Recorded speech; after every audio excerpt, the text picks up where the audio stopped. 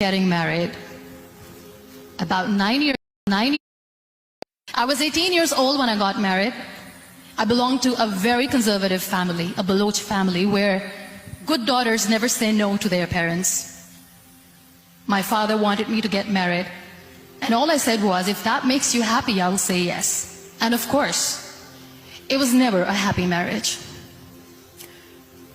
Just about after 2 years of getting married, about 9 years ago, I met a car accident. Somehow my husband fell asleep and the car fell in the ditch. He managed to jump out, saved himself. I'm happy for him.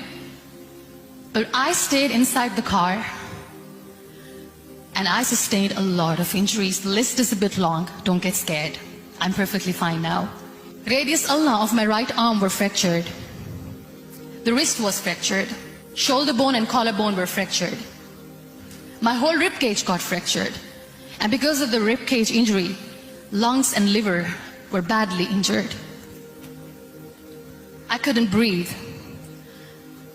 I lost urinary bowel control. That's why I have to wear the bag wherever I go. But that injury that changed me and my life completely as a person and my perception towards living my life was the spine injury. Many people came to rescue. They gave me CPR. They dragged me out of the car. And while they were dragging me out, I got the complete transection of my spinal cord. Those 2.5 months in the hospital were dreadful. I will not make up stories just to inspire you. I was at the verge of despair. One day, doctor came to me and he said, well, I heard that you wanted to be an artist, but you ended up being a housewife. I have a bad news for you. You won't be able to paint again because your wrist and your arm are so deformed, you won't be able to hold a pen again. And I stayed quiet. Next day, doctor came to me and said, your spine injury is so bad, you won't be able to walk again. I took a deep breath and I said, it's all right. The next day, doctor came to me and said, because of your spine injury and the fixation that you have in your back, you won't be able to give birth to a child again. That day, I was devastated. I still remember, I asked my mother, why me? And that is where I started to question my existence. Why am I even alive? My mother said to me, this too shall pass. God has a greater plan for you. I don't know what it is, but He surely has. And in all that distress and grief, somehow or the other, those words were so magical that they kept me going. I was trying to put that smile on my face all the time, was hiding. It was so hard to hide the pain, which was there. But all I knew was that if I will give up, my mother and my brothers will give up too. I cannot see them crying with me. So what kept me going was, one day I asked my brothers, I know I have a deformed hand, but I'm tired of looking at these white walls in the hospital and wearing these white scrubs. I'm getting tired of this. I want to add more colors to my life. I want to do something. Bring me some colors, bring me some small canvas. I want to paint. So the very first painting I made was on my deathbed, where I painted for the very first time. It was not just an art piece or just my passion. It was my therapy. What an amazing therapy it was. Without uttering a single word, I could paint my heart out. I could share my story.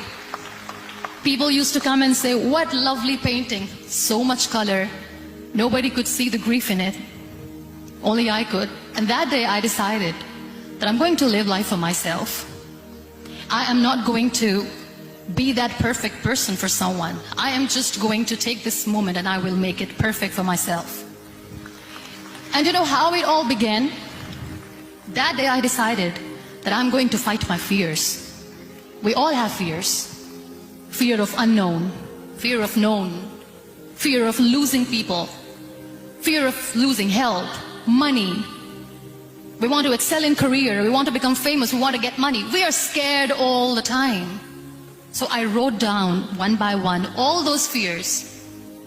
And I decided that I'm going to overcome these fears one at a time. You know what was my biggest fear? Divorce. I couldn't stand this word. I was trying to cling on to this person who didn't want me anymore, but I said no. I have to make it work. But the day I decided that this is nothing but my fear, I liberated myself by setting him free. And I made myself emotionally so strong that the day I got the news that he's getting married, I sent him a text that I'm so happy for you and I wish you all the best. And he knows that I pray for him today.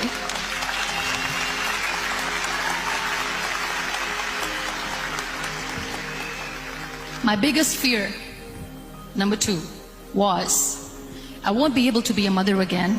And that was quite devastating for me. But then I realized there are so many children in the world, all they want is acceptance. So there is no point of crying, just go and adopt one. And that's what I did.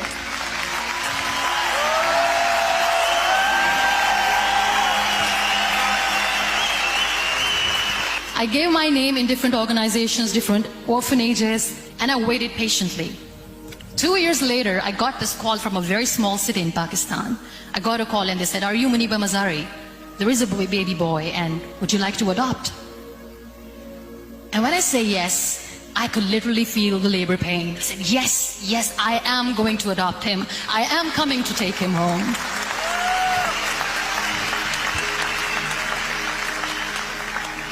And that day, I was 2 days old, and today he's 6.